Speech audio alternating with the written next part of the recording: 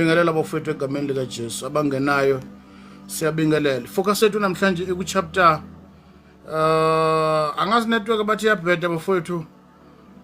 Iyabheda ngiyazwakala kwabanye noma ibheda kwabanye iyavuma.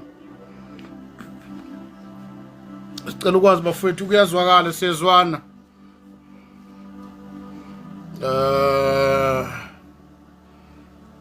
Okay. Bathi abazalwane siyezwana. Sibheke ngolosibili sibheka uverse chapter 5 wonke. Namhlanje sibheka chapter 6. Izinto uJesu wathi ibandla lifundiswe zona. Siyazi bazalwane ukuthi ziningi izinto ezifundiswayo emabandleni abantu abakholelwa kuzona. Sisuke sabalekele kuyisifundiso esumgomo wokuphila. Ngoba ngishilo bafowethu ngolosibili ngathi mina i-doctrine it's a constitution emzimbeni kaKristu. Kodwa ke sesienda pesabalekela okuyiloko kufanele okudingakalayo safundisa lokungasikhona okubalekile. Kunezinto ezibalekile emzimbeni kaKristu ezelekelela umuntu embone uKristu bese kuba khona izinto engama popcorn endlela ukwenzile noma ukwenzanga ekungeke kukhiphe ezulwini. Kodwa kube nama requirement afunakalayo in this kingdom amiswa umnikazi wokukholwa noma umnikazi wevangeli. For example, mawufunda 1 Corinthians chapter 3 I think verse number 10 and 11. 1 Corinthians chapter 3 verse number 10 and 11. 1 Corinthians chapter 3. Bafowethu mangazwakala ningazise simo sezulu sometimes kunalobu buhiqi but ngiyathemba ngizwakala kahle. 1 Corinthians chapter 3 verse number 10 uthi 10 umpostoli Paulo ngokomusa kaNkulunkulu engiwuphiweyo njengenyanga yokwakhe ehlakaniphileyo ngabeka isisekelo omunye wakaphe kwaso kepha akube yilona lo eqaphela ukuthi wakha kanjani phe kwaso. Athi verse number 11 ngokuba akekho ongabeka esinye isisekelo kuphela lesi sibekiweyo esinguKristu. Ifoundation yokukholwa yakhelwe phezu kwesisekelo. Isisekelo sakhona uKristu. Ngamanye amagama everything concerning salvation ibukelwa kuJesu. Masifuna ukuphila impilo engcwele sibuka uKristu ukuthi uyiphile kanjani impilo engcwele uJesu ephila ezweni lithina siphila kulona elinamanyala elinenkohlakalo. 1 Corinthians chapter 3 verse number 10 and 11. So ke uma sifuna ukwazi ngobungcwele sibuka uKristu ngoba uyena yedwa waphila impilo engcwele kulomhlaba esiphila kuona. Lo mhlaba onamanyala, lo mhlaba onobuqili, lo mhlaba onama backdoor, lo mhlaba ono connection. But uJesu waphila 33 and a half yeminyaka living a faithful life. So everyone willing ukuphila impilo engcwele kumele ayofunda kuKristu because the man was faithful, he was holy as ahambe emhlabeni. Above ilinga ahlangabezana nazo kodwa wayi maintain holiness waze welala emathuneni wavuka ngolwesithathu ongophilileyo. Masifuna ukwazi ngokunikela kumele siyofunda kuye. Lithi iBhayibheli uthi umpostoli Paulo madoda thandana umkeni njengalokhu uKristu walithanda ibandla waze wanikela ngokuphila kwakhe. Ngamanye amagama bonke abantu abafuna ukunderstanda umnikelo ukubaluleka kwawo kumele siyofunda uKristu ngoba wanikela yena uba umnikelo ophilileyo ukuthi ube isihlengo somphefumulo wethu. So in other words, no one will understand umnikelo unless we understand that the one waba umnikelo for bonke abantu abathandayo. So umnikelo kuwona if sifuna ukufundisa umnikelo kofuna siyobuka uKristu ukuthi wayenza njani ngoba yena wadela waba umnikelo ukuhlenga abantu abathandayo. Masifuna ukwazi ukuphila kwethembeka eyimeni ezahlukahlukene kofuna sibuka uKristu. uKristu was the only person waphila nabantu abangamaqili uJuda noPetru, uPetru enamanga namawala, uJuda eyisigebengu. But he did his best, bazalwane, uKristu, ukuthi he was not going to expose uJuda phakathi kwabapostoli. Wazama konke kusemandleni ukuthi uJuda angam-expose for his own benefit. So ke ayikho into esokhe sifunde noma siyifundise ibandla uma singalandanga isisekelo esiuKristu. Anything ongayifunde eBhayibhelini isisekelo sakhona uKristu. Ngisho naye umoya ongcwele esidimanda ngaye namhlanje sikhuluma ngaye ethiwa umoya ongcwele uthe kimi, umoya ongcwele uthe kimi. Uthi uJesu ku-chapter 16 ncwadi kaJohane uthi ma esefikile umoya ongcwele uyoniholela kulo lonke iqiniso. Ngithanda lesi statement esikhulunywa uJesu, uthi uJesu akayi ukukhuluma okwakhe, into ayoyikhuluma uyobe ithatha kimi. So ke ngokukaJesu ngisho nomoya ongcwele akakhuluma into eqhamuka kuyena, ukhuluma into ayingama-instruction from uJesu uqobo lwakhe. So in other words, masikhuluma ngesisekelo sokukholwa, masikhuluma ngesifundiso okuyi-constitution yebandla itholakala kuKristu. So ke uthi umpostoli Paul isisekelo already sibekiwe suKristu. Noma ubani othanda ukufundisa kumele ubuke uKristu ukuthi wathini concerning lezo zinto. Uma ufuna ukukhuluma ngomnikelo kofuna uyobuka uKristu ukuthi wathini mekhuluma ngomnikelo. Ufuna ukukhuluma ukuthanda kofuna siyobuka uKristu. Masifuna ukukhuluma ngeforgiveness kumele siyobuka uKristu. Masifuna ukukhuluma noma ngathiwa yini isisekelo already sikhona. Noma ubani ofuna ukubeka isisekelo noma ofuna ukwakha ngoba isisekelo sikhona, asambeni siye kuKristu. That's what umpostoli Paul ke kuFilippi chapter 2 verse number 5 athi mawubekini lo mqondo wawukhona nakuKristu Jesu owayethe uNkulunkulu, wazehlisa wathabatha isimo sokuba umuntu, wabekezela kwaze kuba sekufeni, yebo ukufa kwesiphambano.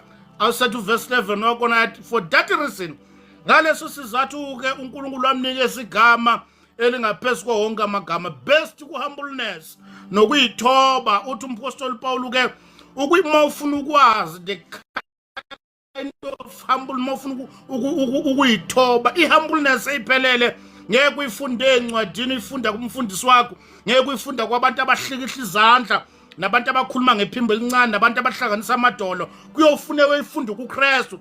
Athi umpostoli Paul uKristu waye uNkulunkulu uqobo lwakhe. Bafundi beBhayibheli bathi wakhumula ubuNkulunkulu, wabukhumula yena, akakhulunyiswanga umuntu, wabukhumula yena ubuNkulunkulu. Wayithabathela isimo sokuba umuntu okhandwe ngomfana, wayithabathela isimo sokuba yinceku ekhandwe ngomfanekiso womuntu, wayithathela yena ukuba isisebenzi. Lithi iBhayibheli kodwa engayona umuntu, ethe zehlisileke ekulelo zinga lokuba umuntu engena umuntu, wabekezela. Washothi wabekezelela ukuthuka. Abanye bathi uma undodana kaNkulunkulu ziprove, abanye bathi wena uNkulunkulu ziveze, kodwa wahlala kwaze kwaba sekufeni. So ke akukho kuyithoba esingayifundisa ibandla. Athi uzame eprofeta ngoJesu athi wenjengemvu phambi kwabagundi bayo, ayiwuvulanga umlomo yaza iyohlatshwa. Now ke akukho kuyithoba esingakufundisa abantu unless abantu sibanikeze isithombe sikaJesu ukuthi uJesu waye uNkulunkulu kodwa wazehlisa wathula kwaze kwaba sekufeni. Asikho isifundiso sekhe sisifundisa ibandla uma uKristu ephume ngaphandle. So ke masikhuluma endabeni yokungayiprove nokuyithoba kuze kube sekufeni, mawufunda uChapter 7 ncwadi kaJohane, iBhayibheli lithi uJesu wayesuka eJerusalema. La sifundisa izinto engama-basics ngokukholwa before yofika kuma-dimension nama-3 step of glory na-7 step of prosperity. Kunezinto engama-basics ekukholweni ekuyizona ezakhelwe phezu kwesisekelo somzalwane, ngoba sesabe ibanga elide nabantwana bakaNkulunkulu, kodwa kusenezinto okumele itholakala kwa-grade R komntwana kaNkulunkulu osesindisiwe okwakumele kuqaleke kufundiseke zona Sasingeke sinabantu abana 10 years kodwa basibuza umbuzo bathi utshwala burongo ngani, bathi ukujona kurongo ngani. Bengeke basibuza lo mbuzo ukube saqala khona kwa grade R safundisa sanikezwe sifundiso sokuqala esakelo phezu kwesisekelo soKristu. Ngaba siyibuza le mibuzo esiyibuzayo kusobala sigijima ibanga elide kodwa siya ku direction wrong. That's why ke kufuna siyoqala phansi. Athi chapter 7 incwadi kaJohane, uJesu wasuka eJerusalema. Wasuka eGalile, I mean to say wehlela eJerusalema kwakunomkhosi wamadokodo. Mayifika lapha lithi iBhayibheli wakhonza kanye nabo bonke abebekhona wakhonza kanye nabo. Amavesi okugcina thi ngilapho ko 51-52 ku chapter 7 incwadi kaMateyu incwadi kaJohane lithi iBhayibheli laselishona ilanga. Maselishonile ilanga abekho abambuzayo uJesu kwabe bekhona eJerusalema uthi mfundisi siyakwazi ungowaseGalile ngoba ula uzolala kuphi. For the fact ukuthi akekho wayekhathaza ngayo wayifunela intaba lithi iBhayibheli wahamba wayolala entabeni. Uchapter 8 wakhona verse number 1 ekuseni kusa thi iBhayibheli wasuka entabeni weze eJerusalema waqhubeka inkonzo kwaba ibusiness as usual. Akekho wambuza athi mfundisi izolo masihlukana ulale kuphi. Ngamanye amagama isisekelo sokuyithoba sisifunda kuKristu. uJesu, he was the only person who didn't demand anything from anyone. Akadimandanga lutho to demand a 5-star ngoba ukhona yoba i-guest speaker. For the fact that there was no one owaba nendaba nobukhona bakhe naye wadecide ukuyithulela. Athi umpostoli Paul ke mawubekini ke lo mqondo wathi wegcotshiwe enamandla onke uNkulunkulu izulu lonke limthobela. Athi uJohn mebhala uthi ekuqaleni wayekhona wayekulizwi wayengulizwi uthi konke kwavela ngaye kuvela ngalutho ngaphandle kwakhe. Incwadi kaKolosi konke kwadalwa nguye kwadalelwa yena ukubonwa nokungabona amakhosi nemikhosi imibuso nababusi kwadalwa nguye kodwa wambatha inyama oba umuntu waphila emhlabeni umhlaba wangamrecognize and then he decided to keep quiet. Athi umpostoli Paul ke lo mqondo that mindset iyayikhona nakuKristu Jesu nathi kumele ibe khona. Ngamagama isisekelo sehumbleness ngeke usichazela abantu unless abantu sibanikeza the picture of Christ ukuthi there was a man emhlabeni wayegcotshiwe uNkulunkulu kodwa wakhe wathukwa abantu bambiza ngamagama bamhluthula intshebe washawa wathukwa wathula kwaze koba sekufeni. Ayikho ihumbleness ongakho uyitshela abantu unless sibanikeza isithombe sikaJesu. uJesu is center everything. Now uJesu ke uthi sibafundisa ukugcina konke engani yala ngakho. Abantu ke i-character kaJesu iningi lethu uJesu asimazi sezwa ngabantu. That's why ke uma ufuna ukunderstand uJesu seBhayibhelini bese ubuka uJesu ochazwa abefundisi bethu abafana. Asibuyeleni ku chapter 6 sibuka isifundiso sikaJesu wathi asifundise ibandla. Siyazi kuningi ukufundisayo nokuthola emabandleni kodwa sikaJesu sonisifundiso anikaza nasifundisa uthi uJesu akusibona bonke abathi inkosi abongena embusweni kodwa kuphela oyenza intando. Senzo kwashiwo uJesu asenzo kwashiwo isonto lakho. Senzo kwashiwo uKristu asenzo kwashiwo umfundisi wakho.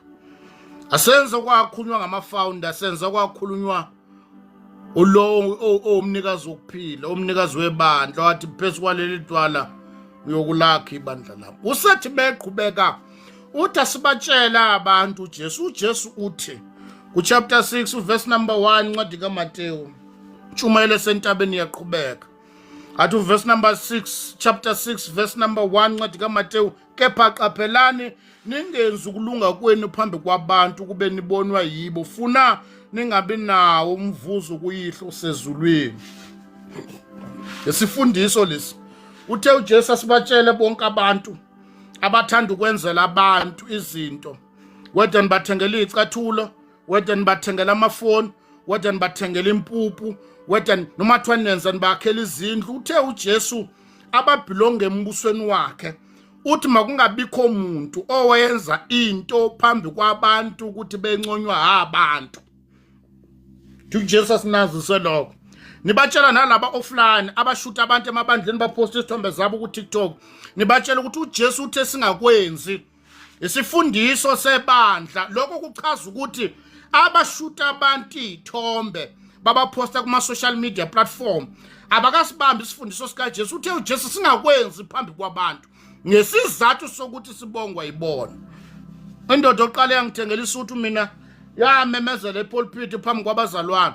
Yathi uzwane ngomthengela isuthu bashaya izandla ngempela during the week ngangidlalela keyboard le ndoda. Ngempela during the week yayithenga isuthu.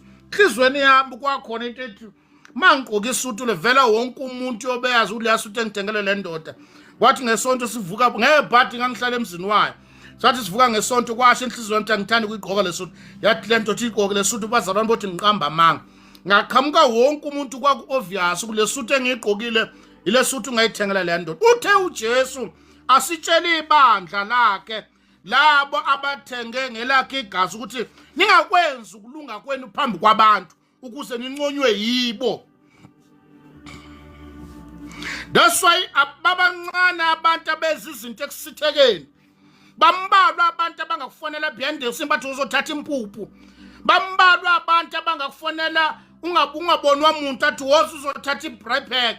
Bambalwa abantu abangavakashela izalikazi eyedwa emotweni afika esitolo athenga impuphu athenga ibribe pack hamba fika deliver ugogo kungekho ombonile. The reason why is because uthi ma abantu bangaboni bayothi ngistinch because yonke into esiyenzayo senzele ukunikezwa iapproval ngabantu. Uthe uJesu makungabikho umuntu osapprovayo ekunikeleni kwethu singakwenzi senzele ukubongwa abantu. Namhlanje ibandla lifuna ukubongwa abazalwane bafuna ukuqhothela izandla. That's why sinabantu abashiya omakhelwane babo endlini enethayo belamba ogogo kodwa ayothenga inkomo esontweni. Inhloso akusikhona ukunakekela umsebenzi kaNkulunkulu. Inhloso ukuthi ma kumenyezelwe esontweni kwabantu abanikela kakhulu negama lakhe livela. Uthe uJesu asitshela ibandla ukuthi imisebenzi emihle ayenziwa phambi kwabantu. Okusho ukuthi bonke abantu abayenza phambi kwabantu abenzi khona benzela abantu.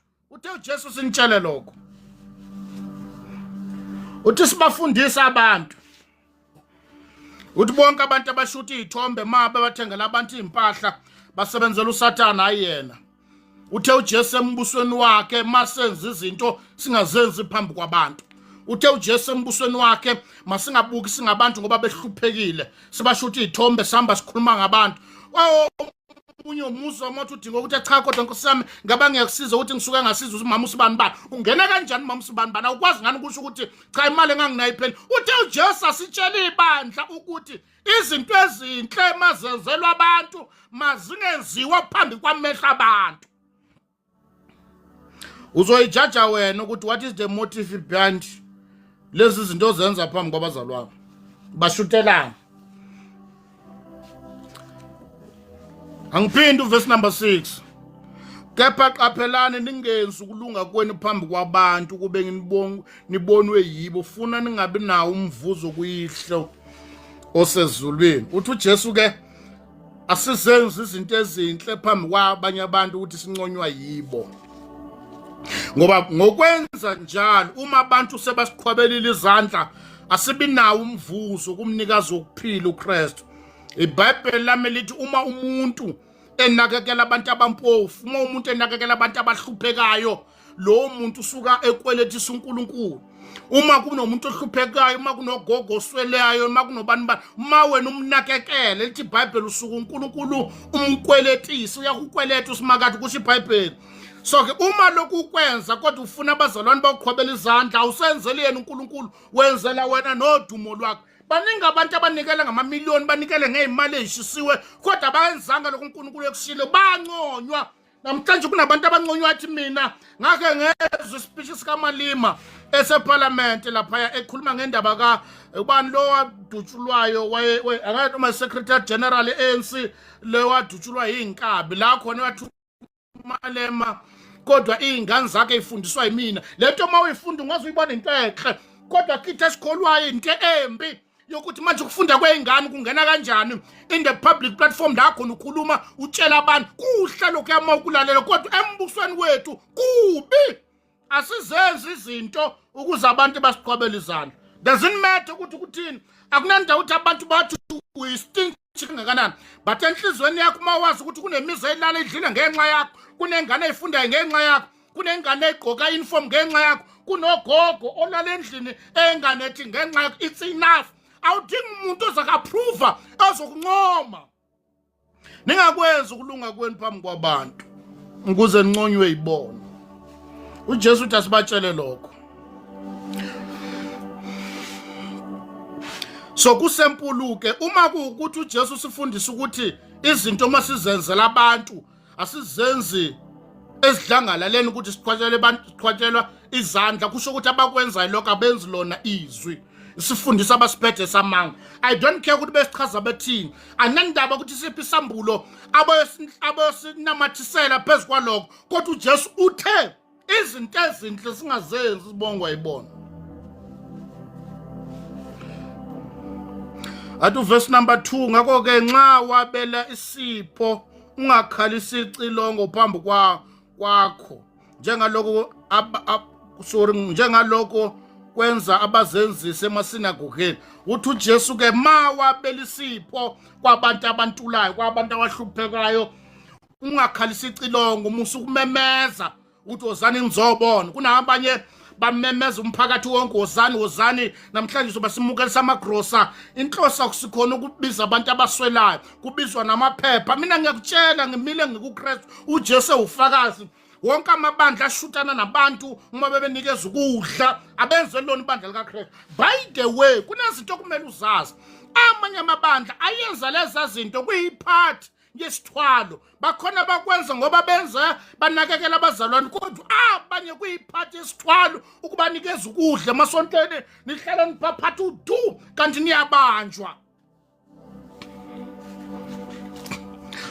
abanye balabo abantu abenza lezi zinto emasontweni mawulandela imndeni yabiyahlupheka kunengane zakubo ziyantula nengane zakubo edinga noma ilicense nje ngakazenzela kunomama omncane wakho odinga ukwenza license ngakazenzela hamba esontweni ubhizi uthengana nezinkomo uthengela abafundisi imoto elithi iBhayibheli sifundiso emzimbeni kaKristu sithi umuntu okholwayo uma engabondla abakubo mumbi kunabantu abangakholwa isifundiso leso kofuna sikutshela namhlanje ukuthi nomuzwana ungamthengela imoto noma ungamthengela indiza noma ungamthengela emqasho umnikeza amaflat kodwa uma abantu bakini belamba isifundiso sithi wena umuntu omubi ukudlula nomuntu ongakholwa ngamanye amagama singaletha ukhehlelezi siletha usosobala siletha amagejageja siletha zonke inyanga bese sithatha wena abantu abakini obalambisa umuntu omubi ukudlula labo bantu umuntu mayengabondla abantu abakubo mubi ukudlula umuntu okholwayo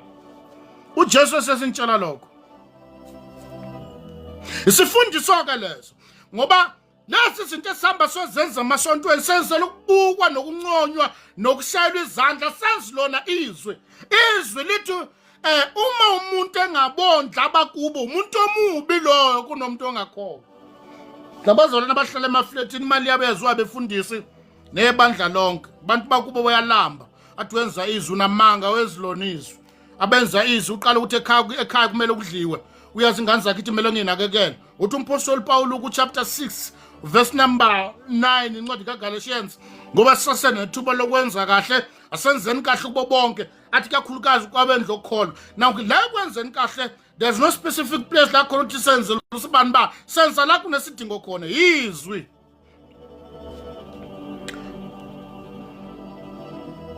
nibafundisa ukugcina konke nganiyala ngakho uthe uJesu singayenza izinto phambi kwabantu kuze sinconywa ibona uthi emasontweni amasinagogeni abo benza lokho kunamakhamera kuyavidorizwa kodwa noma kuthiwa kunamakhamera emasontweni kodwa makufika esigabeni sokuphana mawufika esigabeni sokunakekela kwawufuna cinywa amakhamera ngoba akekho umuntu siyofika ku chapter 7 bafowethu sofika I think chapter 7 verse number 12 yini sofika uthi uJesu nokungakanani lokho enithanda ukuthi kwenziwe kini kwenzena kwabanye uma kusho uJesu uma ungathandi ukuthi umuntu akunikeza isinkwa bese kushuta ungabashuti nawe abanye lokungakanani enithanda ukuthi kwenziwe kini sofika athi ngu7 inloyo uverse 12 wakhona uchapter 7 verse 12 sizofika kuwona uthi u12 Matthew 7 verse 12 uthi ngakho-ke konke nokungakanani enifuna ukuba abantu bakwenzekini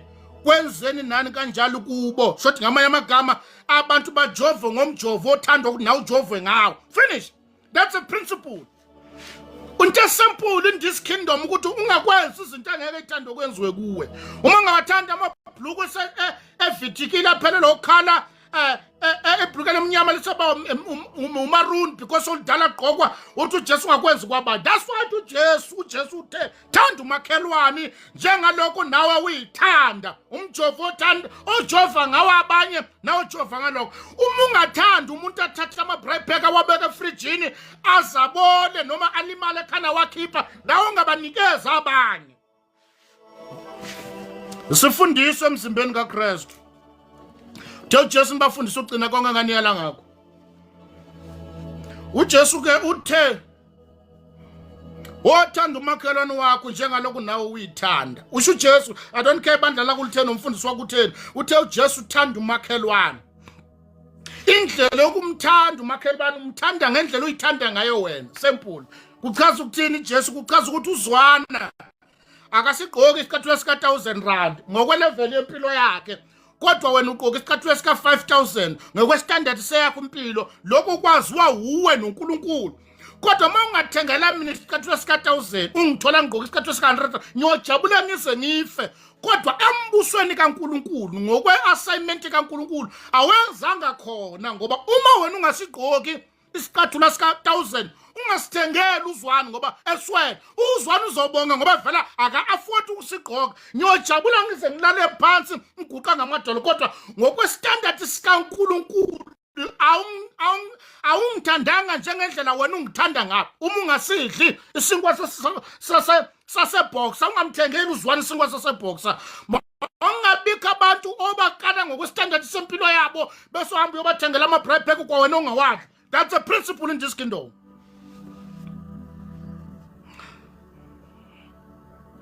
Ningakwenza ukulunga kwenu phambi kwabantu ukuthi nibonge wayibona. Izinto kumele ifundiswe ebandleni, kufundiswa abazalwane lokhu. Ukuthi awabeka ama-bribe pack azala imali bese wakhipha wanikeza abantu ukuthi naye ama-bribe pack abazalwane kuba ngathi uthanda abantu unamanga. Lesi sifundiswe sithi impahla ungasayigqoki lethe esinikeza izintandane akusona salombuso. Azikho impahla egqokwa iphinde bemnyama zivitika ezinye egcwala amafinyilo uyibeka bese uyikhipha uyinikeza abantu. In this kingdom asenzi kanjalo. Kulo mbuso sikhipha impahla oyithandayo uthi le Jesu nisalithanda ngibanikeze nisakugqoka. NgokukaJesu kunjalo, kodwa ngasebandleni lakho vela akunankinga. Asifundisi izifundiso zebandla, ifundisa izifundiso zombuso.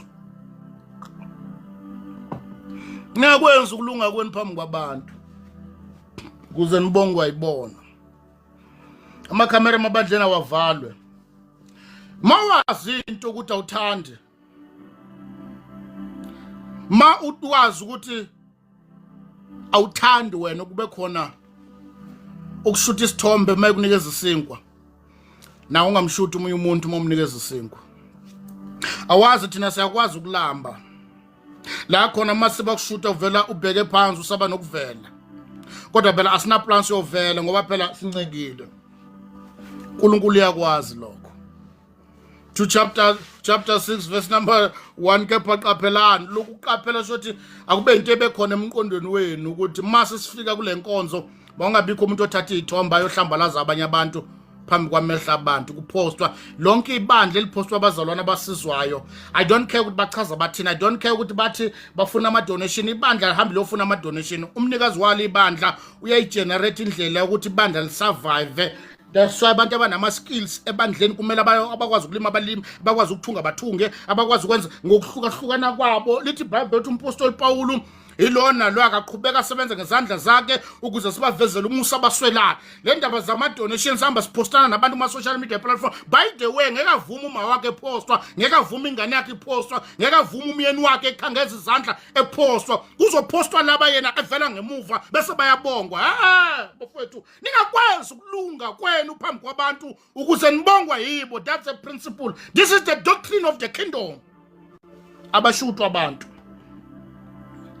abashudo noma umfundisi wakuchazela ethini ngathi sizathu ezizwakalayo uthe uJesu singakwenzi phambi kwabantu mawungabika abazalwane abayithola kuma social media platform ngoba akekho umuntu othandayo ingane yakubo noma ubaba wakhe elenga kuma social media platform bese ukuqhotshwa izandla kubonga ukuthi abantu baniyanikela lezi zinto ezenziwa ophakathi uPA phakathi ungayithanda wena mawukhola we know ukuthi akusona umnikelo le nto leya thina siyakwazi kuba bakhona abantu abangathinteka umqondo bathi la khona kusona umnikelo umnikelo senza behind this kunabantu abangaziwa abenza amakhaya ephila kunabantu abangaziwa abantu ungazi babonga ukuthi sibani kwani kunabantu behind them ibona benza amakhaya aphila kunengane ezihamba ziyofunda isikole zifundiswa abantu abathile ukutshela ukuthi ungalokoti banefihlo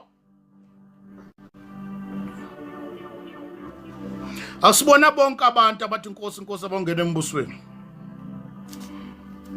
kodwa kuphela benza intando yabona kule ngcenyana le yokunikela yasehlule eningi lethu mongathandanga ukuvela phambi kwabantu uyoliveza igama lakho ngendlela ephansi kunendlela ozosho ngayo ukuthi uyamnakekela makungenjalo kunodumo yoludimanda ukuthi akabonga ngisho nokubonga ngendlela akhuluma ngayo nje akabonga leyo kunikela kunala sonke sifika isehlula khona indlela thizeni that's why kunengane zakini ongasayithengela impuphu ngoba ayibongi leya sehlulanyana kule ngcenyana yokwenza izinto ezinhle ekusithekeni leyasehlulanyana ke leyo kunosisi nje ngoba kuphela inyanga ngeke bayifaka imali ekhaya kubo ngoba kunobhuti wakhe wamkhulumela insangu kuyena omondlayo ngifuna bakhipha insangu kulokhu ngiyobona bondlwa ubani kule yasehlula le ngcenyana le yokwazi ukwenza kusithekeni ubona uNkulunkulu bethi bekuthuka bathengele impuphu bathi bekuthuka uthenga impuphu uyithenga inyembe zicwala amehlo kodwa uNkulunkulu uyangibona ukuthi angikhathali ngokwenza okuhle noma bangabongi noma igama lami lingaveli bethi behlangene bebongana bodwa uyivalela umlomo deep down enhlizweni ukuthi nokuba lo mshado uyimpumelela mnde one oyenze lokhu kushowena enhlizweni yakho inyembe zicwala amehlo kodwa ngiyenza izwi elithi singakwenza ukulunga kwethu phambi kwabantu sinconywa yibo kodwa baba uyangibona yasehlula le ngcenyana yasehlula iningi lethu athi verse number 3 kepha wena nxa wabela isipho isandla sakho sokukhohla masingakwazi esikwenza sokunene mawukhulunywa ngesandla kukhulunywa ngesitho somzimba sitho somzimba ilunga elikhona emzimbeni kaKristu lento le ibucayi ngalendlela yokuthi kunezigaba empilweni la khona ngingizwa ngomoya engenyama ngoba le one enzoyichaza uma ungabe senyameni ngekuyizwe kodwa mosemoyeni mongcolo uzokuinterpretela ukuthi ngichaza ukuthini makufike esigabeni selunga elikhona emzimbeni elingamelanga lokubona okwenziwa ngesandla sokukhohlwa noma sokunene kunezigaba empilweni ngizwa ngomoya ngisacela futhi kunezigaba empilweni la khona ungayenza umnikelo wenzela ubaba thizeni noma umama thizeni indoda yakho uyifihlela ngesizathu sokuthi uprotector idignity yalo baba kunkosikazi wakhe ebuthakathakeni bakhe angiphinde ngamemezela umshado kunesigaba empilweni la khona ungakwazi ukuthengela ubaba thizeni ibhluku noma ianda noma into ethile ukufihla kumkakho hayi ngoba ukhohlakele kodwa usukumazi unkosikazi wakho ukuthi makungenzeka ngelinye ilanga mina nalo baba singasaboni ngeso linye lo owakwami uyomthuka lo baba athi nokuba uyagqoka nje yithi so for that reason ukuthi umkama angawele kulingweni angimvikele ebuthakathakeni bakuthi ningamchazi lo baba unokuba egqoka nje ugqokiswa yimi akusona inhloso obuqili inhloso yokuvikela lo ukuthi angasikhandi isono phambi kwaNkulunkulu kunezinye zezinto ewuthi mawuzenza ukuvikela ngisho nomyeni wakho ngoba uyamazi uyayithanda indaba uyothi unakekela umuntu othizena athi uyawathanda amadoda so ukuze angabe isithiyo kwenzeni intando kaNkulunkulu uthi kulokho angeke ngukusho ngoba ngiyenza umsebenzi kaNkulunkulu khona ungizwile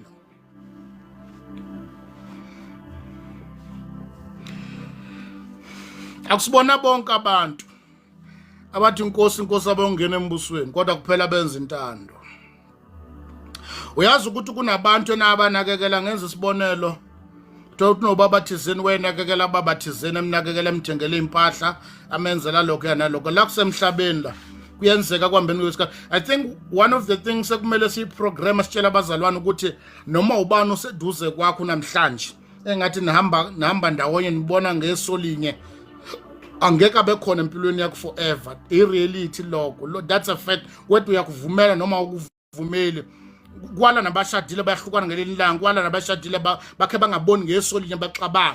So ngichaza ukuthi lo mzalwane ngathi uyamuzwa namhlanje, yazi ukuthi one day uyoba ngekho empilweni yakho. Now ke ukunakekela umuntu empilweni, omnakekela ushiya isikhala ukuthi usho ukuthi uNkulunkulu umlethe empilweni yami for lesi sikhashana, maybe ngiyomnakekela isikhathi singaka.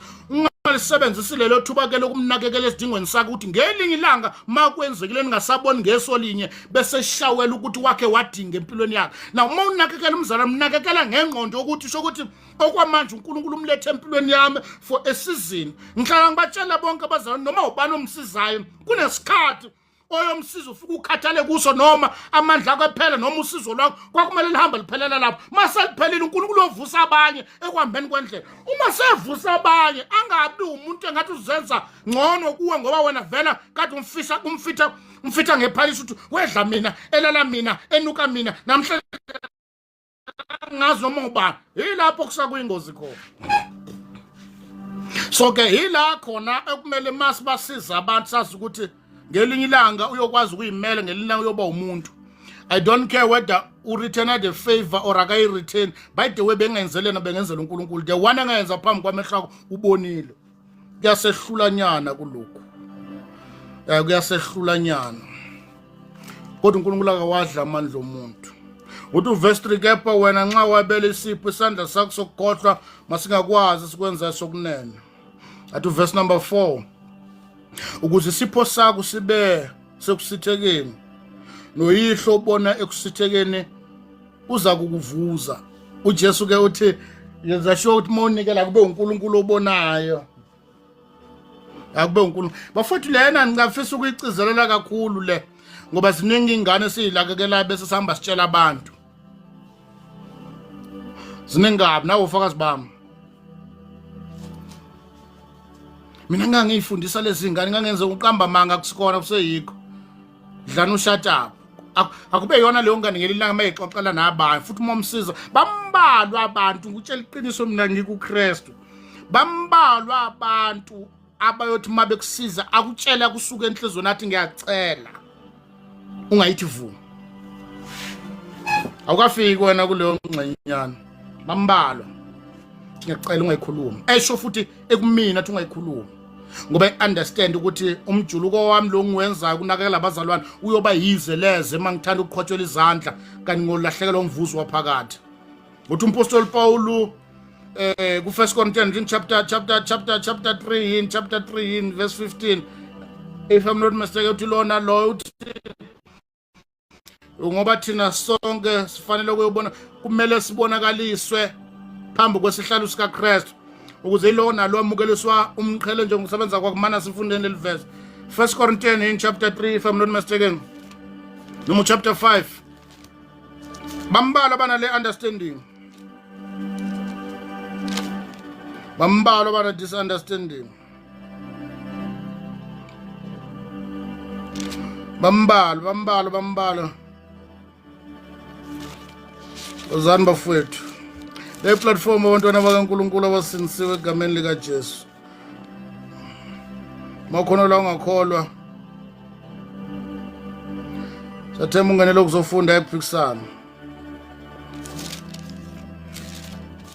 Kepha thina sonke simele ukubonakaliswa phambi kwesihlalo sikaKristu.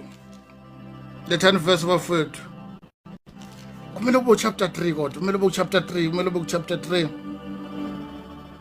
no chapter 9. The 10th verse bafowethu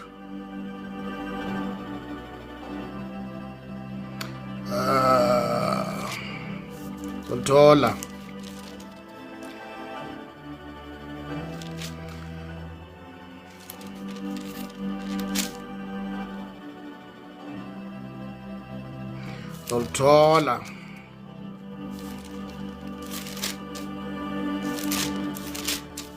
yabona ke chapter ngihlalela khona lapho nje chapter 3 verse 11. No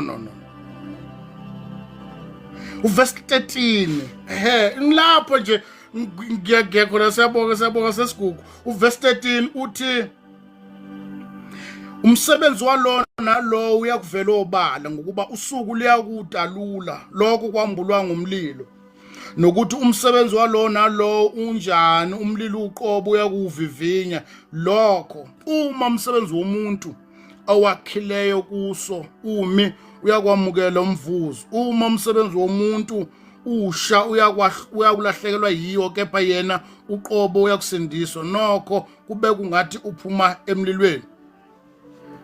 So ngamanye amagama kunosuku la khona lemsebenzi ngiyalibonga mfundisi 2 Corinthians chapter 5 verse number 10 ilona lelo ke lithi thina sonke simelwe ukuvela ngifuna ukuchaza kahle leli verse man ufuna ukuchaza kahle verse number 10 ngakuba thina sonke amen mfundisi wami ngokuba thina sonke lapha u3 verse number 13 umsebenzi walona lo yakuhlolwa abanikelayo abakhuthele noma umuphi umsebenzi owenzayo uwenze according to his will nakho kuyofika usuku la khona uyokuhlolwa umsebenzi owuyenzile indlela onikele ngayo indlela onakekele ngayo ukuthi what it was the motive behind. So ke uthi verse number 10 ngokuba thina sonke simelwe ukubonakaliswa phambi kwesihlalo sokwahlulela sikaKristu ukuze ilona lo yamukela njengaloko okwenzileyo esemzimbeni noma kuhle noma kubi. La isihlalo sikaKristu la le has nothing to do nesihogo la kuyochekwa the motive ekunikeleni kwethu if sinabantu aba-understanda ukuthi amamiliyoni yenu asayohlolwa ma-1000 yenu asayohlolwa iy'nkomo ney'mbuzi sazohlolwa ukuthi what it was the purpose kwasekuqaleni. So yile understanda khona-ke ukuthi ma nginikela anginganikeleli ukubongwa nokunconywa ngoba uNkulunkulu sazoyihlola le nto le athola the motive behind ukuthi the purpose from the beginning kwakuwukunconywa nokuthola isikhundla esontweni ngoba khona abanikelela ukushumayela khona abanikelela ukungena emakomitini. Once waxabana nalowo muntu khohle uyavala impompi siyabazi thina nakhe naphambana ngeverse nje khohlwa ngeke usathola wake washumayela into engayithandi khohlwa sengixabene bonke lo mnikelo lo wawuncike ekutheleni fanele sihlala sivumelana. So ukuze impompi iqhubeka ifolowa kahle la kumele kungabikho ukuphambana kuze iqhubeka kube right. uNkulunkulu uyakwazi lo ukuthi umnikelo wakho unamaganyana alandela ngemuva bese kuba khona abakwenza lokhu genuine wethu nibona ngeso linye kodwa ekwenza athi angenzelene ngenzela uNkulunkulu wethu ubongile noma ubonganga athi angikwenzeleni kwenzela uNkulunkulu. Amen. Athi verse number 5 sikhuluma ngesifundiso ebandleni kaKristu usesitshela ke ku verse number 5 nalapho nikhuleka ningabi ngabazenzisi ngokuba bathanda ukukhuleka bemi emasinagogeni nasezihlanganweni zezindlela ukuba babonwe ngabantu ngiqinisile ngithi kini sebawumukela umvuzo wabo. So phendu verse number 5 nalapho nikhuleka ningabe njengabazenzisi ngokuba bathanda ukukhuleka bami emasinagogeni. Yabona lento esivamisa ukuyenza there's nothing wrong la sihlangana khona emvuseleleni ukuthandazwa mhlawumbe sithi siyakhonza sithandaza ngoba sila sibazalana sikhuleka uqala ukuthi inkonzo nanani nestuff suka sikhulekela ngesizathu. But lemthandazo eminingi le egcwele kuma social media platform le abaza postwe sinconyo uthela umuntu uyathandaza le nto kusona imthandazo. Akekho umzalwana othandazayo ungathandaza ngemicrophone sigcwele singabaza ukuthi asithandazeni bese bamba imicrophone ethandaza qamba manga uya actor. One of the things ezokunikeza iproof ukuthi lo muntu akathandaza kwawena nje ufakazi babi ngeke usathandaza usakhuluma ingqondo yakho usakulandelela samagama uthi Father God, Father, we humble ourselves before you. Father, you said in your word usungasathandaza usakhuluma inganikwane nokulandisa amagama esiGreek naseBhebheru phambi kwabantu kodwa umuntu osuke semthandazweni ngeke ememezela kuma microphone athi uyathandaza. Lithi iBhayibheli kwakhe kwabakhona ababili abakhe endaweni yokuthandaza oyedwa wabo wafika wagobisa ikhanda wathi uNkulunkulu ngicela ungenzele umusa mina ngisone. Omunye wachaza izinto azenzayo wathi mina ngiyazila ukudla ngiyanakekela abampofu wachaza imisebenzi yakhe.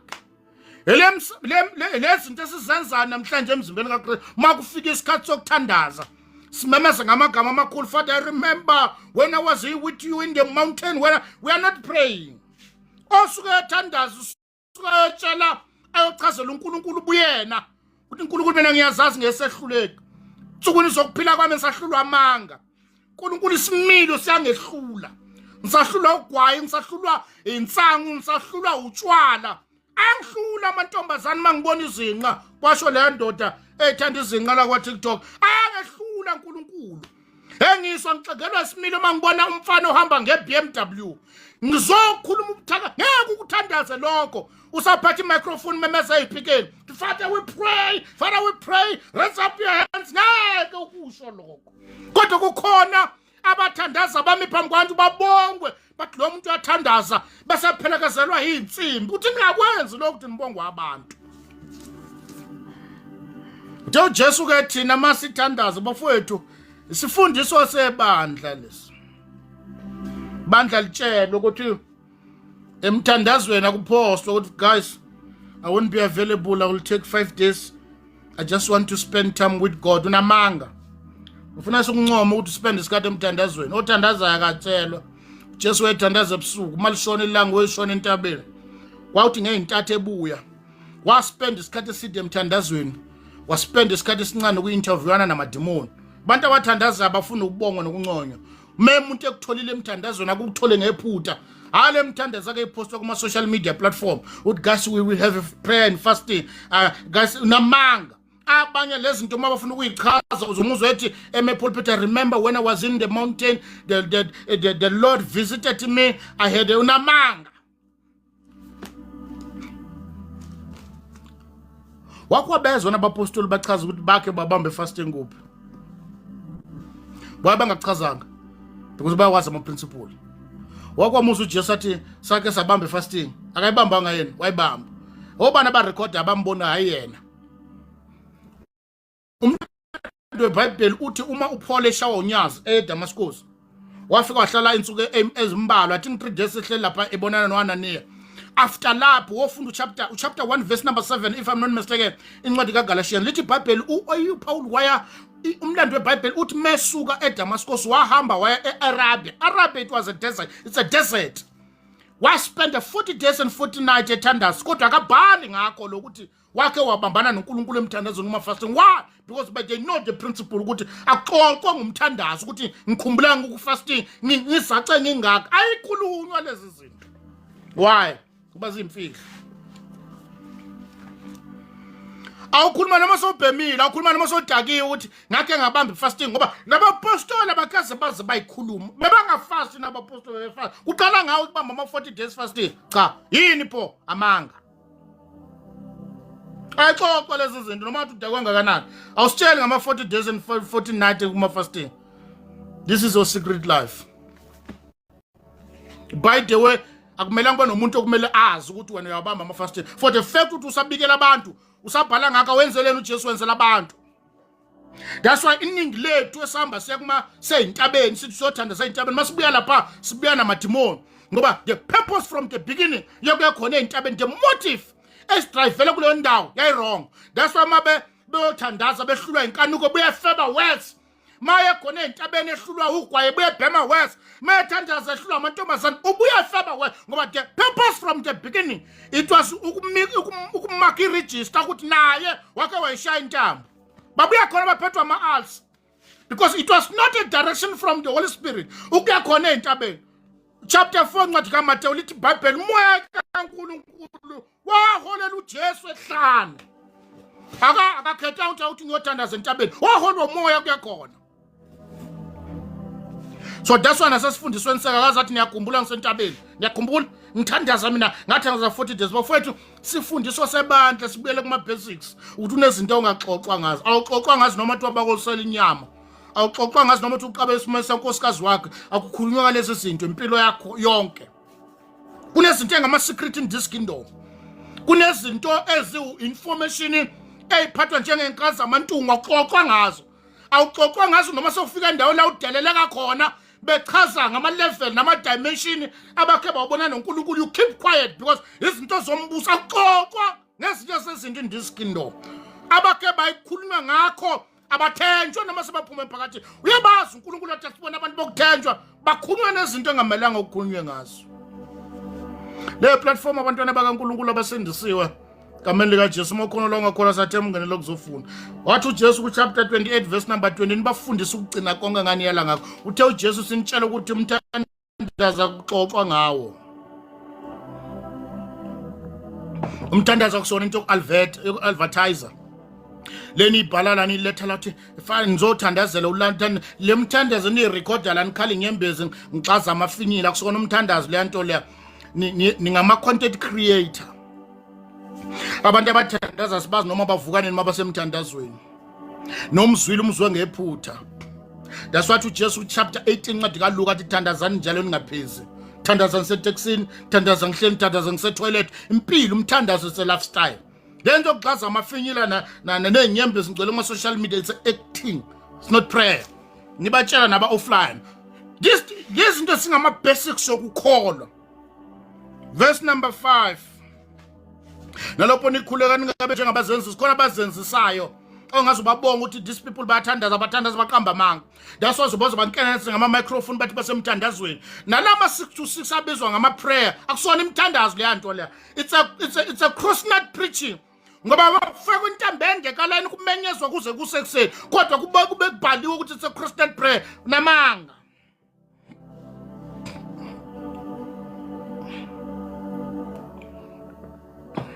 Nazini ukuthemeleza ukuphinda into yedwa engena meaning. Lento senza athi rikhathala bayanda mukhathala bashanta mu rikarab uNkulunkulu asona isithombe.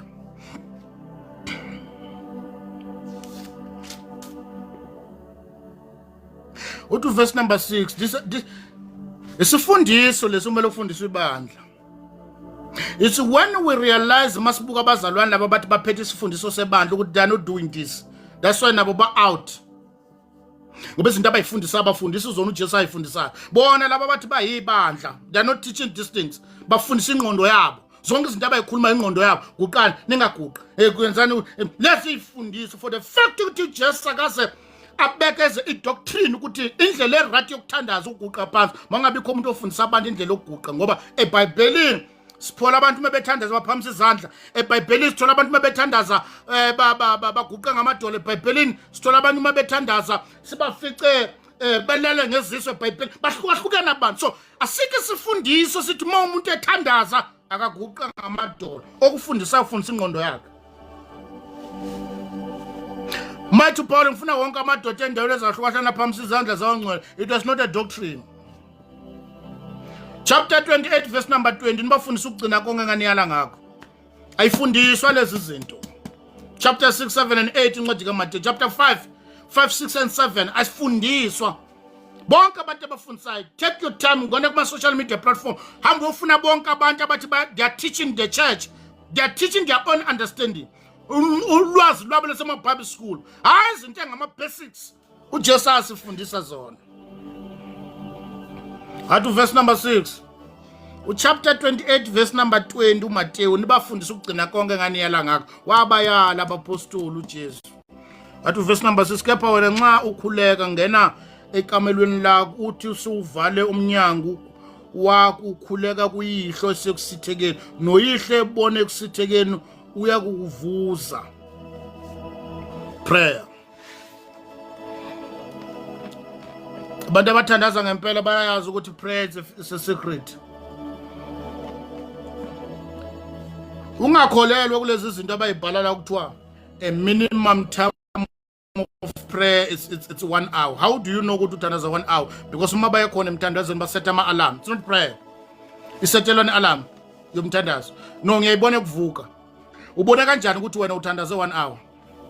Because kune alarm esetayo yabona ukuthi mthandaza ngalesi sikhathi ufana lesi sikhathi. It's not prayer. Wena nje ushaya intambo wena niyaqutela nishaya umqudelano othizeni imncintisano necrew yakho. It gas ngiyakubona ngiya-improving these days. That's why uphinda-phinda into ebhengana meaning emthandazweni engathi uthandaza esithombeni kuNkulunkulu. Ungayikhulumi into uyiphinda-phinda uma ungayimini. Ayikho minimum time of prayer. Ayikho. Lesa statement esasiwa uJesu kubapostoli ethi naningeke lilinda nami noma kube i-hour noma ingaba ihora noma i-hour wengasho ukuthi minimum time of prayer wechaza ukuthi sizathu sikhubeka sizele entabeni sasizele ukuthandaza kodwa nina lihluleka ukuthandaza yona i-hour ngasho ukuthi minimum time of prayer is 1 hour abafundisa lezi zinto amanga chapter 18 uqhubeka uqinisile mfundisi qhubekani ningathandazani ningaphezi. Prayer is a lifestyle. Prayer impilo. Uyenza usengqondweni, uyenza usengqondweni, ungekho engqondweni, uyenza usemaphupheni, uyenza usetoilet umthandazo kuyimpilo. That's why mabanga kulethela ukudla, umuntu onalomqondo uma unkosikazi angaletha ukudla efika bekala athi uthandaza uthi sengithandazela athi angikuzwanga. Why? Because umqondo yabo ukuthi umthandazo kumele umemeze. Mongathi waletha ukudla athi uthandaza athi sengithandazela athi ungikuzwanga uthandaza. Uthi Jesu kepha wona mothandaza ngene kusithekeni. Thandaza khona kusithekeni. Leli verse linendlela kwamoya nasenyameni. Ngama yamagama actual way uyaphuma engqondweni yakho umoya kuNkulunkulu.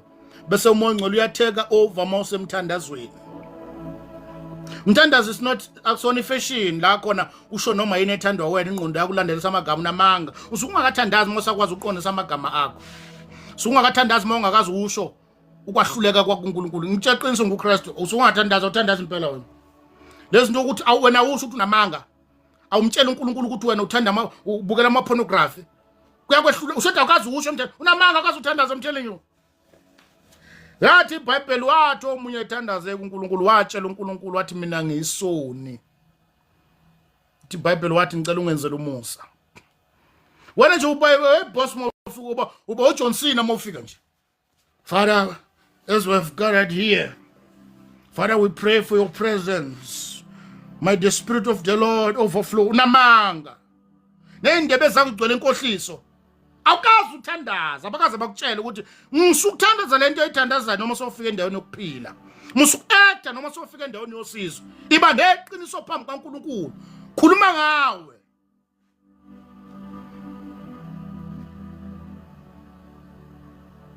Ngoba awukwazi ukungena endaweni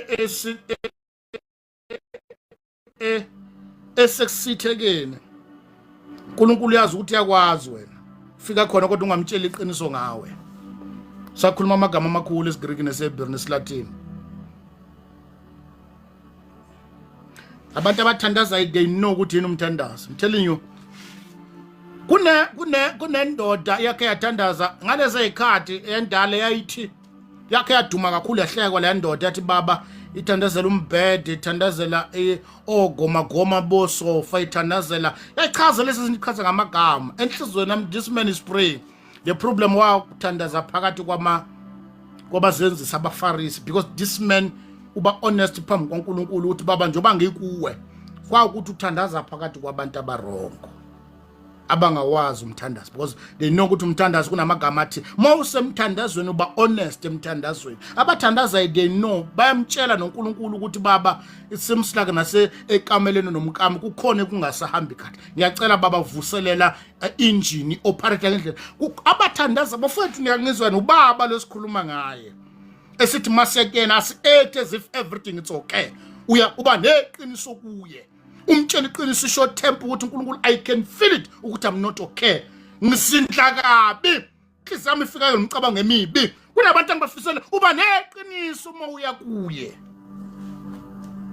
kodwa labe sinabo namhlanje bakhuluma ingane kwani kunokuthi sibe honest phambi kwaNkulunkulu. That's why ngeke singene ekamele sivala umnyango. Why kumele singene ekamele sivala umnyango? Is because kumele sibe neqiniso kuye sazi ukuthi akekho usilalele esima siqeda umthandazo bebe sirecord lathi ngisuzwana ethandaza.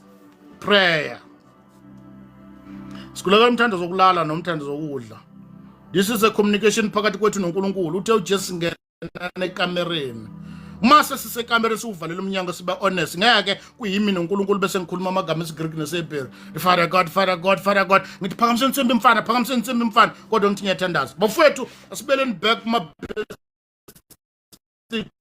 sibela back tesifundisweni sokuqala abathi bafundiswe ama-principle ombuso kaNkulunkulu the rest ingane kwabo athi umpostoli John uma sicela ngokwentando yakuyasizwa kunendlela emisile uNkulunkulu yokuthandaza musuku uyikhohlisa abana lento yokubopha amadimoni waphonswa kwalashwa wathi ayisebenzi umpostoli Paul wathi indlela yokuthandaza siyamelana noSathane ukumelana nje sinikezwe igunya lokumelana namaplan uSathane alento uthi awubopha amadimoni wanquma amakhanda waphonsa kwalashwa ayisebenzi uyowanquma wabopha kusasa la ngoba for the fact ukuthi we are running away from doctrine esinikezwe yona the rest ingane kwani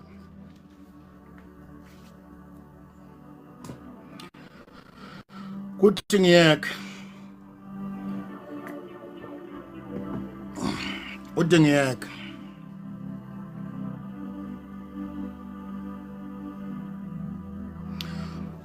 uverse number 7 uthi kodwa nxa nikhuleka ningathemelezi njengabezizwe ngokuba bathi bayakuzwiwa ngomkhuleko ukukhuleka kwabo okuningi nalento yokuthemeleza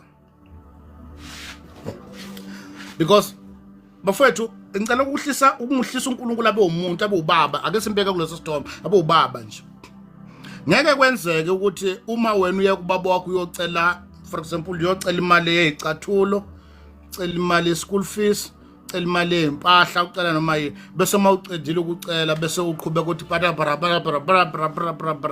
uyahlanya yini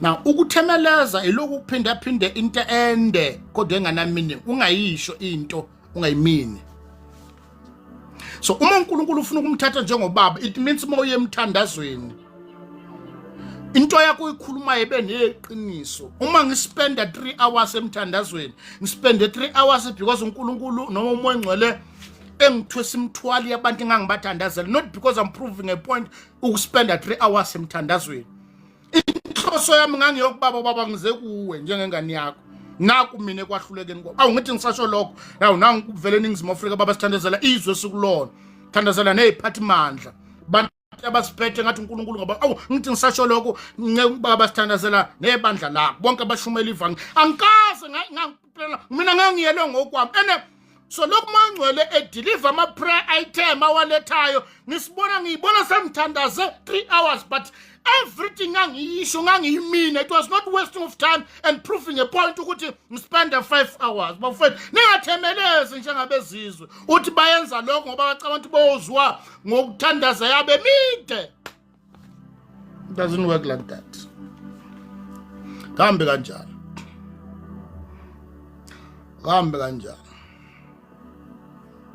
kambe kanjalo into esenza ukuthi usithandaza uyazi bafethu ngicela ukukhuluma iqiniso bami ungasho igama elilodwa kodwa liphuma eqinisweni benamandla kabi elilodwa nje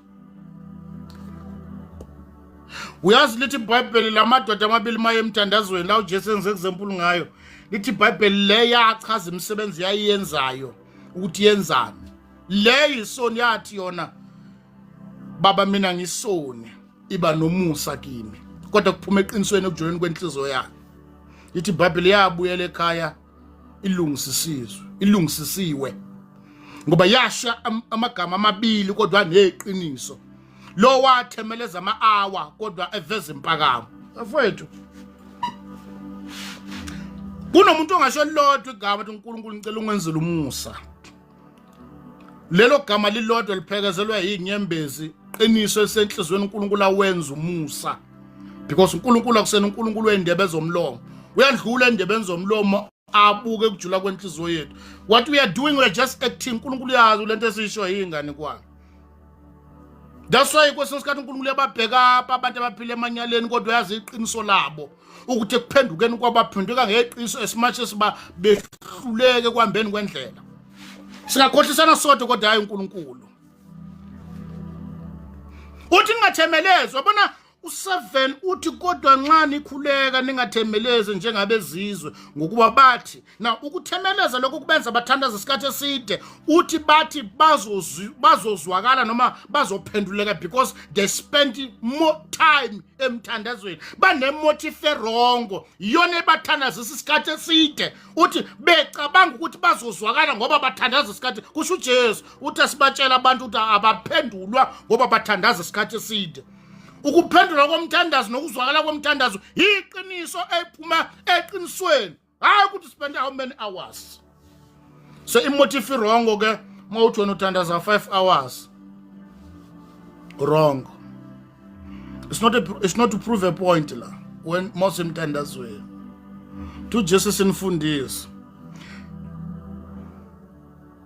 uthi 8 ngakho ke maningafani nabo ngokuba uyihlo uyakwazi enikusweleyo ningakaceli kuye yabona umuntu onayo lengqondo ukuthi njoba ngemthandazo nje ningakasho lutho uNkulunkulu yazi ukuthi ngifunani but ngoba umthandazo it's a communication phakathi kwami nobaba it's a must ukuthi ukukhombisa ukuthi ngirelaye kuye mawunengane uyazi ingane zakho udinga impahla udinga ukudla kodwa mayicela ukukhombisa ukuthi ingane irelaye kuwe njengomzali so ke it's not about ukuthemeleza nokukhuluma isikhathi eside ubuqiniso nokuba straight to the point lento ishoyo sifike emthandazweni omkhulu ku chapter ku verse number 9 siqhubeka bafethu u chapter verse number 9 enye topic kodwa ke ake siyibala lezi izinto kafishana u chapter verse number 9 uthi ngakho ke anokhuleka kanje nithi uJesu akashonga ukuthi emthandazweni wethu masisukuma sithandazo basakwa kwakhule ezikolweni this is a formula yokuthandaza indlela kunjenge kodwa soyichaza uverse number 9 uthi ngakho ke anokhuleka kanje nithi baba wethu osezulwini malingcwelisa igama lakho bamba lapho ku verse number 9 baba wethu osezulwini malingcwelisa igama lakho. Now step number 1 akekho umuntu ongabiza uNkulunkulu ukuthi ubaba engakholwa nguye. At chapter 1 verse number 12 incwadi kaJohane bonke abamamukelayo uKristu wabanikeza ilungelo igunya iauthority amandla ukuthi babe ngabantwana. So ke into eyenza umuntu abe nelungelo lokubiza ukuthi abiza uNkulunkulu ukuthi ubaba umuntu okholwe egameni lika Jesu ngoba once wakholwa egameni lika Jesu automatically unikeza ilungelo lokuthi ube umntwana kaNkulunkulu. Mase umntwana kaNkulunkulu unali igunya lokuthi ubize uNkulunkulu ukuthi ubaba. Lokho kuchaza ukuthi akusena wonke umuntu ongathandaza kuNkulunkulu uma engamukeliswanga uJesu enikeza igunya lokuthi umuntu automatically nalabo abantu bathi bayathandaza kodwa bangakholwa egameni lika Jesu bayaphuma ngoba masithandaza we address uNkulunkulu njengobaba wethu osendaweni specific place engabizwa ukuthi kusezulwini gama lakhe lingcweliswe. Topic of another day lento singayixoxa kuze kuyoshona ilanga igama lakhe lingcweliswe ngamanye amagama ukungcweliswa kwegama lakho njengoba sekukhona mina it means it's not about me njengoba sengikhona konke kuncike egameni lakho ukuthi igama lakho lingcweliswe. Ngelinye ilanga kwake kwagula uLazaro sizathu sokugula kukaLazaro ukuthi uJesu wakhe wavusa intombazana yayine 12 years isishonile. Ngokwesiko impilo lamaJuda lali ikholelo ukuthi uma umuntu eshonile 3 days ungakapheli umoya walowo muntu sukukhona. Wathi ivusa intombazana kwavuka ama complaint wavele wesazovuka 3 days ongakandluli. Lithi iBhayibheli wavusa indodana yomfelokazi owahlangabezana naye emgwaqeni baye emathuneni. Wathi ivusa bathi vele nayo yayisazovuka 3 days ongakapheli. Wathi ake ngigile isampulu ukuthi lingcweliswe igama likaNkulunkulu. Kwagula uLazaro umngani kaJesu. iBhayibheli kwafika umbiko kuJesu ukuthi umngani wakho uLazaro uyagula. Wathi uJesu ukugula kwakhe kuleka sikona ukugulela ukufa ukuthi ubaba akhazumuliswe. uJesu manthandaza thandazelana ukuthi baba alingcweliswe igama lakhe. Wagula uLazaro waza wafa. Waphela u3 days loba bekholelwa kuyena. That's why uma efika uJesu bathi sezine izinsuku. Meaning ukuba ufika before 3 days babezochaza the same thing abebechaza kade evusa laba bantu bathi u3 days wafika sewudlulile u4 days bekholiwe ukuthi noma ngenzakalani umoya wakhe ngeke usavuka wathi nakonke. Lithi iBhayibheli wathi ethandaza uJesu wathi baba ngiyasilungizwa nje kodwa ngenxa laba bantu. Mevusa uJesu evusa uLazaro kwabafileyo kwangcweliswa kwadunyiswa uNkulunkulu wasezulwini. Alingcweliswe igama lakho.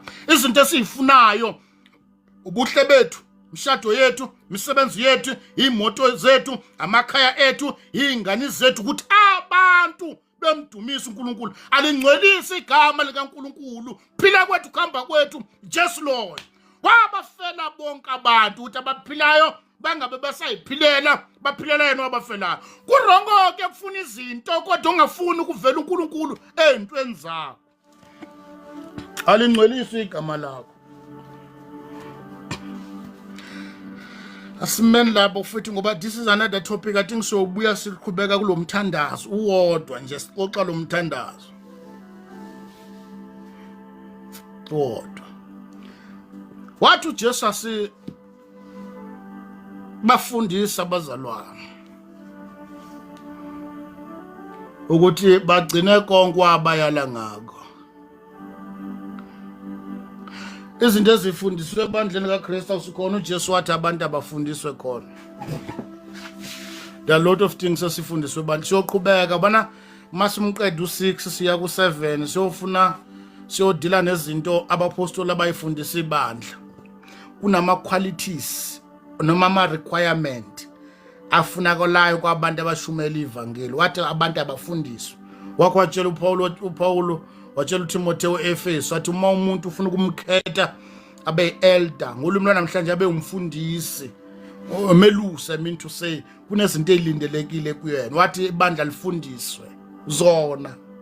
Ma umuntu kumele angene ekomitini ngolumi lwelalela abapostoli abantu basemakomitini babizwa ngama-diakoni. Kunezinto ezingama requirement.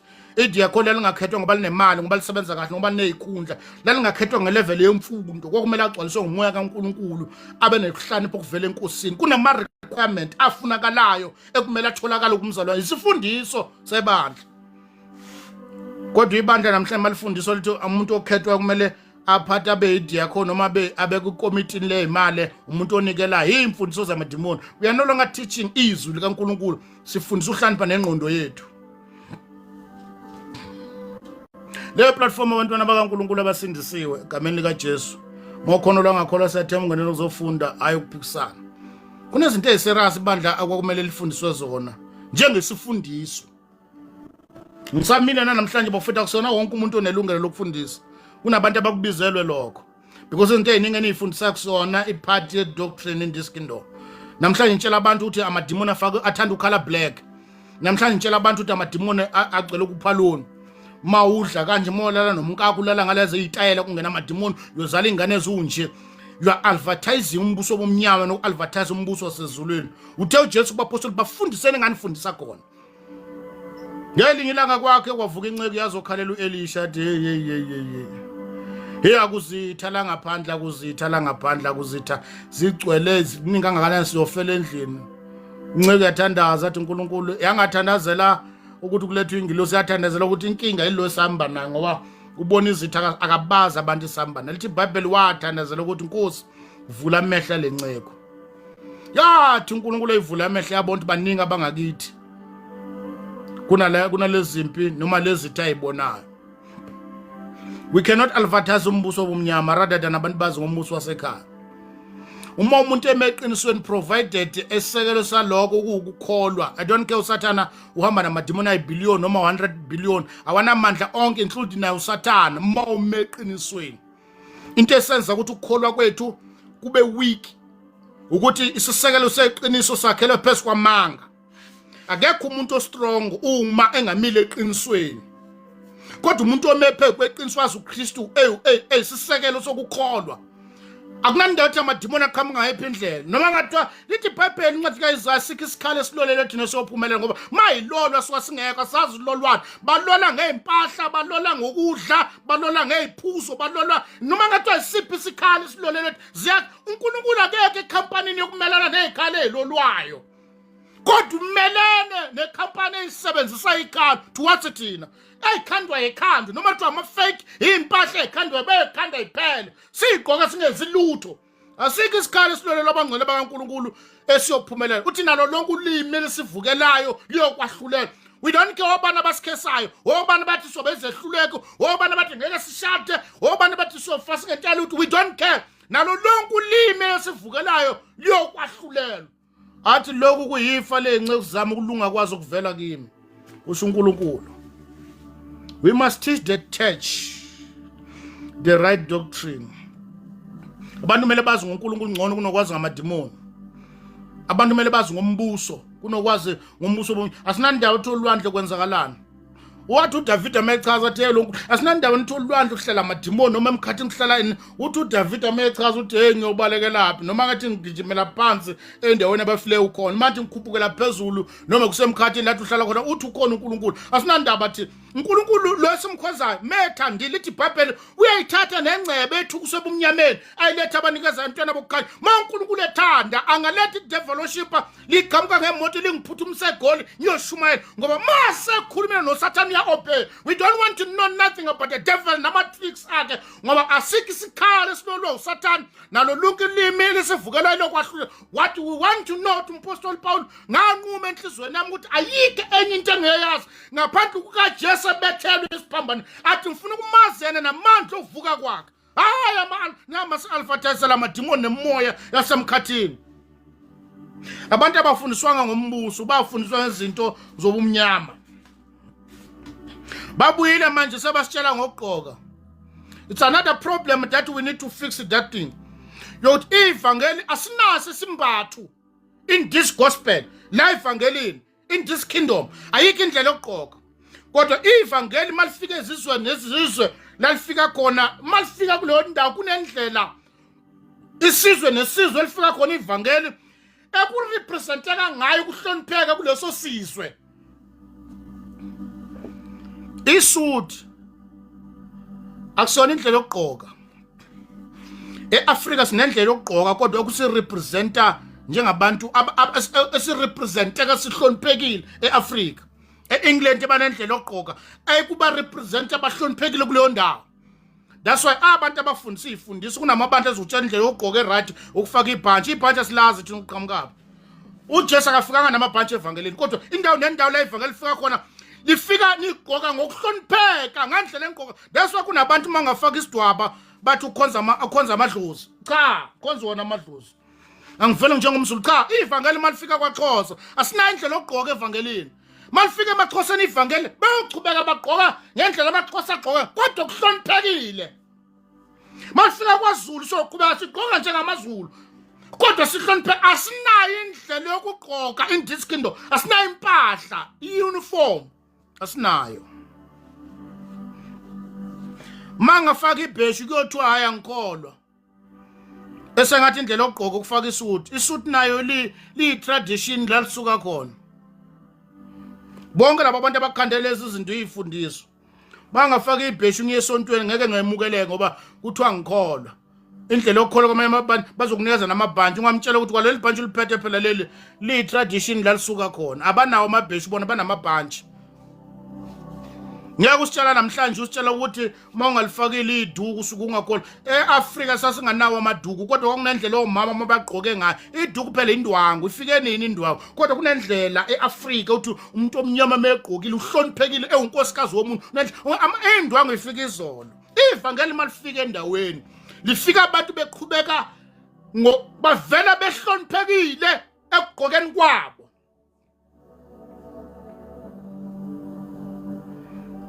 Namhlanje sebabuyile bathi indlela yokugqoka kumele igqokwe njengama-Muslim.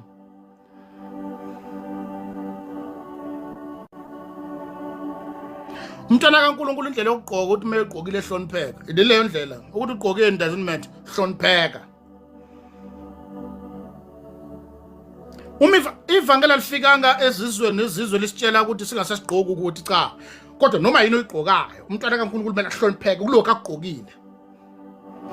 Uma eAfrika kuyihlazo ukuveza amabele namathanga asikugqoki lokho ngoba sesiyakholwa.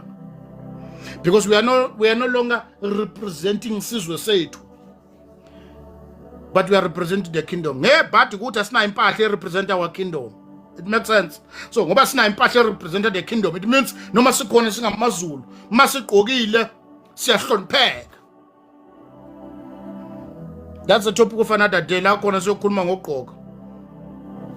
Ngoba khona abaqanti bakholwa kahle ngoba bafaka amabhanji.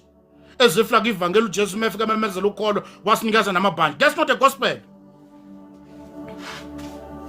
That's not the gospel.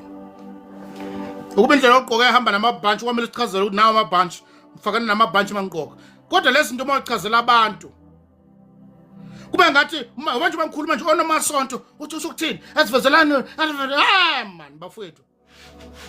Kufanele sehlukanisa ama-emotion, sehlukanisa izinto oyithandayo, wehlukanisa ubuzwe bakho ukuthi umntwana kaNkulunkulu lo nalo esizweni esizwe la sifike khona egqoka hlonipheka. That's a key in this kingdom. We are representing the kingdom well. That's why sinabantu namhlanje abakwazi bathi bona ngeke ngishade mina ngokwesizulu noma ngendlela yokushada eAfrika ngifuna ukushada ngokwesilungu ngoba ilento enye izinto ezwa abelungu ukuthi mase sisindisiwe bafika basiphuca izinto zethu basinikeza ngathi into right yokukholwa masukholwa kumele ube ugqoka ibhanji lase England kanti ibhanji eEngland liyisiko lakhona mawugqoke lona it's a tradition. I mean to say li tradition England ibhanji. So ikhuluma ngelinye ilanga mase sikhuluma ndemeni ukugqoka kodwa ke wathi uJesu ku chapter 28 verse number 20 nibafundisa ukugcina konke engani yalanga. Spend your time hamba ulalela izifundiso bambalwa utabeko bambalwa abantu abayofundisa uJesu akufundisayo. Sigijima sikhuluma ngama dimensions sasenabantu abanenhliziyo ezimbi. Sikhuluma ngama dimensions sasenabantu abangathetheleli. Wathi uJesu manje ngabathethelela amacala abo abanonile kwanina ngeke nithethelele. Bavutha bhe abakhulumisana. Baxabena bafuna labadlule khona ngoba kunezinto esikhuluma kuzo sabalekela ama principles.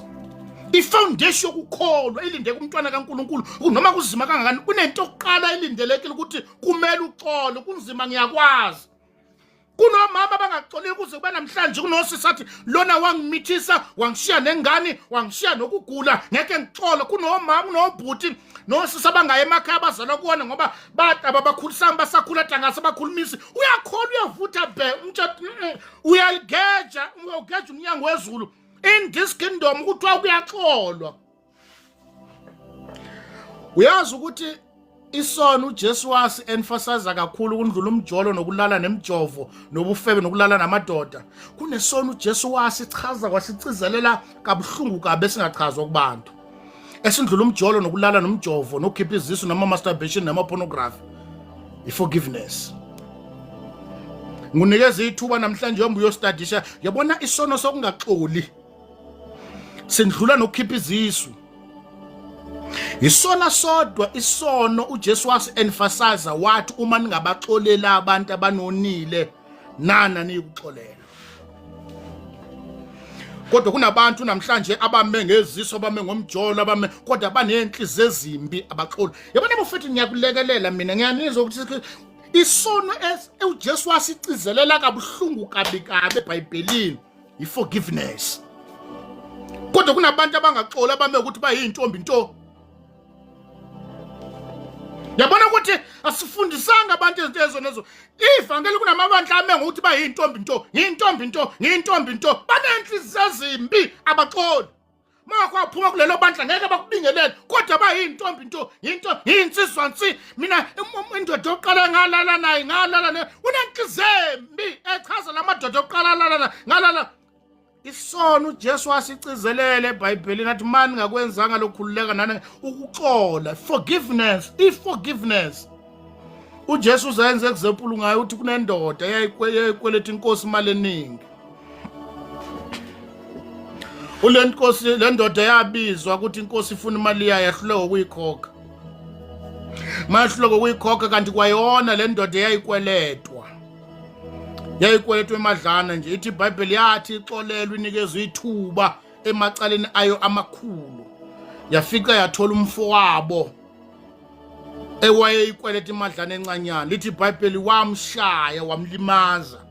Lithi kwafika endlebeni zenkosi uthi lo wena omxolela amacala angaka naye wayekweletwa shaye wamlimaza. Lithi iBhayibheli wathi inkosi yacasuka izwa leso statement ethi mbizeni nimlethe la.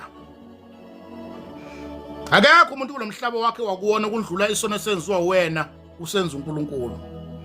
Unandalo indoda yakho umyeni wakho unkosikazi wakho wamthola edavuza kuphi. But the requirement in this kingdom is forgiveness. Lokuthi uyaxola kusho ukuthi lo kwenza ngeke axolele kule uxola usukuzenzela wena uNkulunkulu uyodila nalo yena naye lo clever ngendlela yakhe uxola usukuzilekelela wena. Makukhona isono in this kingdom esiyingozi kakhulu forgiveness. Abantu abafundiswa ukuthi above everything zifundisa empilweni ukuthi xola.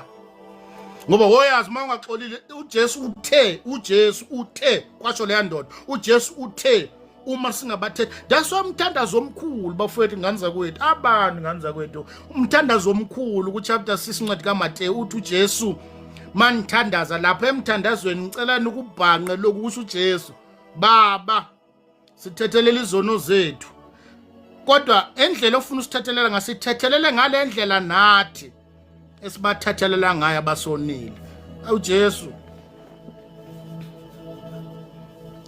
baba uma usithethelela izono neziphambeko zethu sicela ungasithethele ngendlela ehlukile sicela usithethelela exactly ngendlela nathi sibathethelela ngakuthi ngikuxolela kodwa ngisafuna eduze kwami ngikuxolela kodwa ngeke ngiphinde ngikusize ngikuxolela kodwa ukhohle ngifuna umamalele phambili ngeke bese mawusemthandazo uthi baba ngoba nami ngamxolela kodwa ngithi ngisamfuna eduze kwami iforgiveness engiyidinga kuwe mawungixolela ko wonke amanyala engawenza ngicela uyenza kanjani uthe uJesu towards forgiveness thanini manithandaza baba sithethelele ngendlela nathi sibathethelela basonile ngazi noma uyawusho lo mthandazo noma wawugcina oba umthandazo omkhulu khona into ongayinotice ukuthi iforgiveness.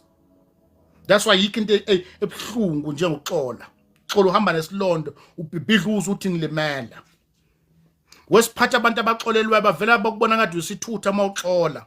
Kubuhlungu kuwe bangabona uhamba emgwaqeni ukhuluma wedwa uzilento yangilimaza. Banye behlanya. Kuba uNkulunkulu okwelekelela this thing is killing me. Ingiveza njengomuntu onganangqondo. Kodwa lithi iBhayibheli xola, you must forgive. Ayeke into ebuhlungu ekukholwe njengoxola. Hambe kunekile umuntu yakhuluma noma yini enze noma yini you must forgive and forget.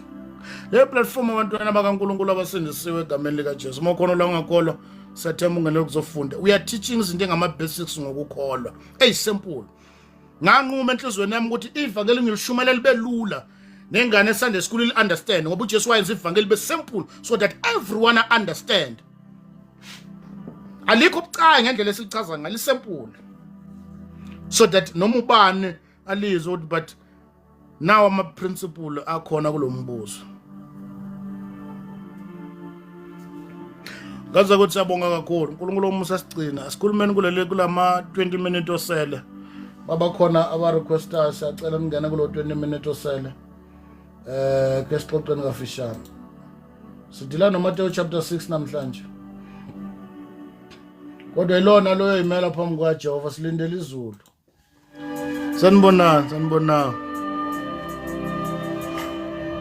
Sanibonani. Mawukhona request le wafeta ngazise uthi requestini.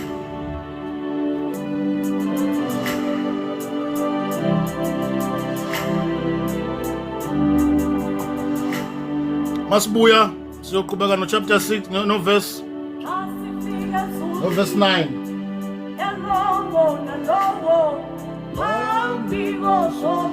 Asibona bonke abantu abathi inkosi abayembusweni kuphela oyenza intando umuntu nomuntu phambi koNkulunkulu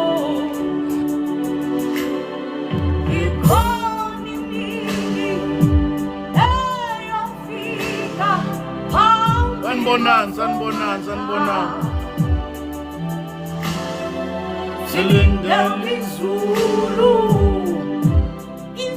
emgwaqo ubheke eGoli bafethu sihlele iconference ebheke eGoli mhla leviki la nge-8 9 lelo viki lelo March next month next year Siyohamba ulibheke egoli, ubheke egoli uhambo lwethu. Requestani bafowethu. Silinda izulu, izulu. Silinda kuJehova. Imisebe. Okhona requestile bafowethu, ngicela usho ukuthi urequestile sixoxe kancane.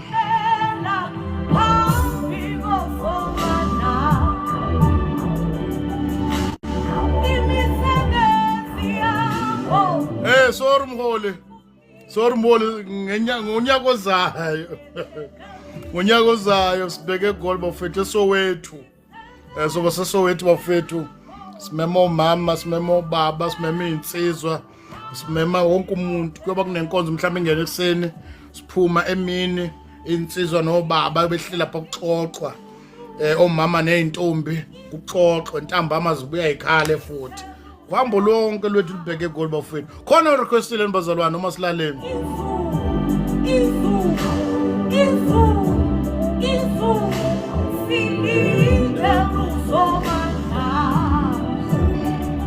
Awuseze Soweto nisibekele into ekhala kahle. Siyeza ondonga liyaduma. Kwamntanami wendelephi kwamfazi ongemama.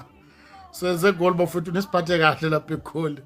Size Soweto bafethu sazoconfirma konke kodwa first week ka March lefikela nge8 hlelani bafethu Eastern Cape, Western Cape, KZN Mpumalanga, ngapha ko Limpopo bafethu uhambo lobheke egoli KZN asambeni.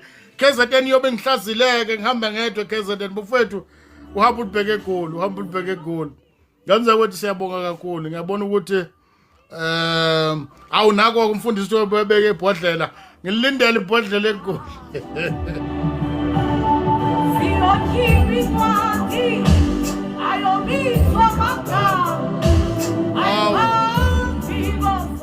Bafethu le platform abantwana bakaNkulunkulu abasindisiwe. Mokhono longakholwa siyathemba unganele kuzofunda hayi kuphikisana. So post chapter 5 bafethu shawe network izola gcina ngaposteka kahle. Thi ngiyazama namhlanje ngolodi isikhathi eside. So post no chapter 6 encwadini ka sorry ku YouTube. So kwenza njalo bafethu siyabonga kakhulu le platform abazalwane abasindisiwe. Singanele ukuzofunda ukuxoxa nokubonisana. Asikho la kuzoprovelana ama point ukuthi bani wazi ini ubanakazi ini. Ngiyabona bafethu akekho ufuna ukungena. Asiphumuleni ke ngani zakwethu. Ma ithuba livuma senzeni kanjani. Siphumuleni bafethu asihlanganeni ngomgqibelo. Uhambo lusaqhubeka uNkulunkulu asenzele umusa einsukwini zokuphila kwethu. Simemezela uJesu yena yedwa. Izinto eziningi asiyekeni siphumene enganekwaneni.